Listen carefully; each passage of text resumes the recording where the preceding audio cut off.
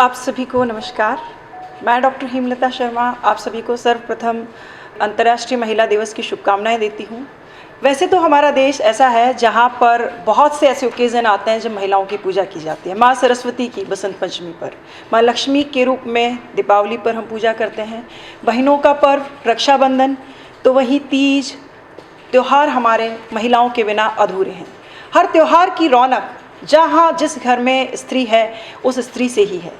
अगर स्त्रियां नहीं हो तो त्योहारों की रौनक फीकी होगी। व्यवसाय की अगर मैं बात करूं कि जो जितने भी मार्केट हैं, जितने भी व्यवसाय हैं, बहुत सारे महिलाओं के पीछे टिके हुए हैं। घर में अगर महिलाएं नहीं हैं तो बहुत सारे खर्च जो होंगे वो पुरुष समझ ही नहीं पाएंगे कि खर्च कहाँ करना है। बहुत सारे बिजनेस की अगर हम बात करें तो आप देखते हैं कि ज़्यादातर व्यवसाय में जो एडवर्टाइजमेंट होता है वो महिलाओं के द्वारा किया जाता है, क्योंकि महिलाएं बहुत अच्छी मनोवैज्ञानिक होती हैं, वो दिल की बात समझ सकती हैं।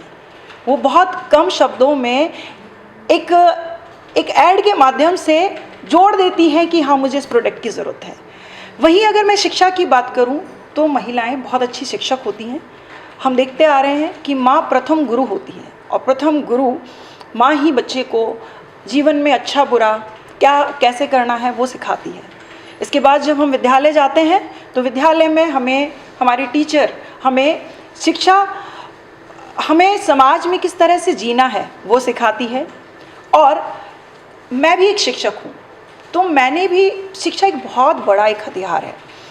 क्योंकि वो हमें प्रतिदिन प्रतिपल बहुत सी चीज़ों से लड़ने के लिए, समझने के लिए तैयार करता है। मैंने अपनी शिक्षा गर्ल्स स्कूल से ली। वहाँ पर पहले ऐसा समय था कि लड़कियों को कोएड स्कूल्स में पढ़ाया जाना अच्छा नहीं माना जाता था।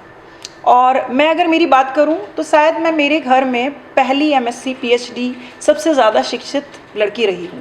मेरे सारे रिश्तेदार इस चीज़ का एग्जाम्पल देते हैं। जब मैं जाती हूँ मुझे बड़ी खुशी होती है कि मेरे रिश्तेदारों की बच्चियाँ मुझे कहती है दीदी हमें आपके जैसे बनना है, बुआ हमें आपके जैसा बनना है, हमें आपकी तरह बहुत पढ़ना है, हमें आपकी तरह एक बहुत अच्छे शिक्षक बनना है। जो मेरी स्ट्रेंथ थी, जो मेरी मदर, मेरे पेरेंट्स ने मुझे कहा कि तुम्हें पढ़ के एक अच्छा मुकाम हासिल करना है, एक अच्छी गवर्नमेंट जॉब या कोई अच्छा कैरियर चुनना है, वो मैंने पाया भी। मैंने जब MSc PhD किया और उस समय मेरे पास जियोलॉजिकल सर्वे ऑफ इंडिया की एक बहुत अच्छी प्रतिष्ठित साइंटिस्ट की जॉब थी। और जब मेरी मैरिज हुई तो कुछ पारिवारिक कारणों के कारण मुझे लगा कि मेरे परिवार को मेरी ज़्यादा ज़रूरत है। तो मैंने परिवार के लिए, क्योंकि मेरी जॉब जो कि कोलकाता में थी, तो मैंने उस जॉब को छोड़ करके मुझे लगा मेरा परिवार पहले है। तो ये मैं ही नहीं, आप देखेंगे हमारे आसपास में बहुत सी ऐसी महिलाएं हैं जो परिवार के लिए अपना कैरियर साइड में रख देती है। मुझे इसका कहीं कोई दुख नहीं है। क्योंकि मुझे परिवार ने, मेरे समाज ने वो आइडेंटिटी दी है, वो सम्मान, वो सब कुछ दिया है जो मैं शायद एक साइंटिस्ट रहते हुए कर दी। आज भी मैं एक अच्छी शिक्षक हूँ, बहुत सारी लड़कियों को मैं पढ़ाती हूँ। मुझे बहुत गर्व है कि मेरी बहुत सी गर्ल्स स्टूडेंट्स बहुत अच्छे पदों पर आसीन हैं। हर बार अभी कुछ दिनों की पहले की बात है, एक बच्ची जो किसी तरह से सक्षम नहीं थी, उसके परिवार के जन उसे ना तो कन्वेंस दे सकते थे, ना फीस दे सकते थे, और केवल इस कारण से वो आर्ट्स सब्जेक्ट लेना चाहती थी जबकि उसका इंटरेस्ट साइंस में था। हमने उसके लिए उसके कन्वेंस, स्कूल फीस, कोचिंग, सारी व्यवस्थाएं की। आप बिलीव करेंगे कि उसने IIT मेंस में उसने टॉप किया। और कहीं ना कहीं जब मैं ऐसे गर्ल्स को जब सक्सेस होता देखती हूँ तो मुझे अपना संघर्ष भी याद आता है कि काश क्योंकि मुझे, हालांकि मेरे पेरेंट्स ने काफ़ी सहयोग किया था, लेकिन फिर भी मुझे बहुत सारा कई जगहों पर ऐसा लगता था कि कहीं कोई मार्गदर्शन की आवश्यकता हो, तो मुझे प्रॉपर मार्गदर्शन मिलता तो शायद मैं भी और अच्छी जगहों पे जाती। लेकिन जब मैंने मेरे परिवार के साथ सामंजस्य बिठाया तो वो एक जो समय था वो एक बहुत ही स्ट्रगलिंग टाइम का रहा, क्योंकि मेरी जब मैरिज हुई थी तब मेरी मदर इन लॉ नहीं थी। अब कमी क्या होती है एक औरत के बिना, एक दूसरी औरत ही समझ सकती है। क्योंकि जब मेरे घर में मदर इन लॉ नहीं थी तो मैंने खुद ने घर को मुझे मैनेज करने की जिम्मेदारी बहुत ज़्यादा थी। और कुछ और भी ऐसी स्थितियाँ थी जिनके कारण मुझे ये गवर्नमेंट जॉब छोड़ के परिवार को देखना एक बहुत बड़ा एक रिस्पॉन्सिबिलिटी था, बच्चों को मैनेज करना। फिर मैंने अपना एक इंस्टीट्यूट शुरू किया और वो इंस्टीट्यूट महज 7-8 बच्चों से 300 स्टूडेंट्स तक पहुंच गया। महज 3 इयर्स में मेरा इंस्टीट्यूट बहुत अच्छे मुकाम पे पहुंच गया। फिर अगेन कोई एक पारिवारिक जिम्मेदारी की वजह से, एक संघर्ष की वजह से मुझे वो इंस्टीट्यूट बंद करना पड़ा।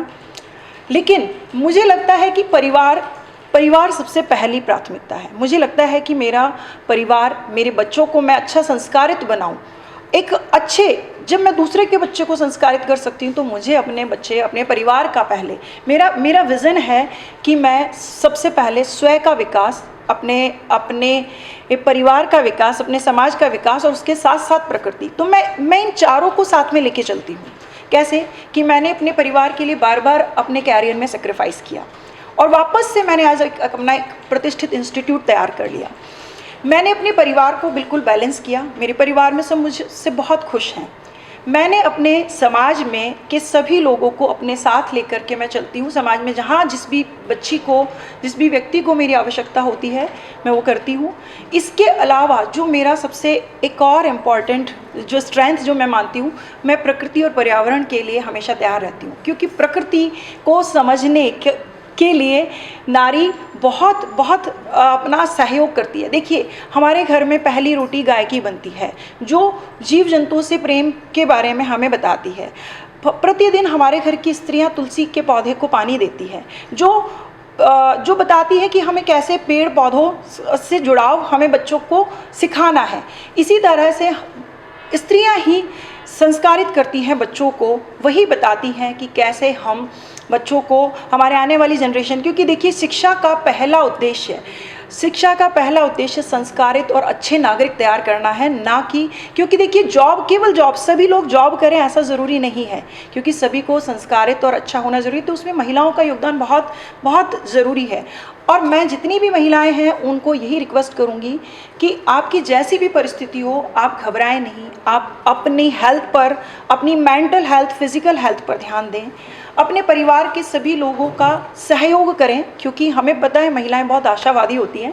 तो पॉजिटिव सोच हमें हर बुरी और कैसी भी खराब स्थिति हो उसमें लड़ने का सामर्थ्य देती है। तो मैं यही शुभकामनाएं देती हूँ कि हम भारत की नारी हैं, हम सबसे भारी हैं और हर कदम पे हम अपने देश को आगे लेके जाएंगे और अपनी पीढ़ियों को संस्कारित करेंगे और खुश रहेंगे और महिलाओं को भी आगे बढ़ाएंगे। शुभकामनाएं। धन्यवाद।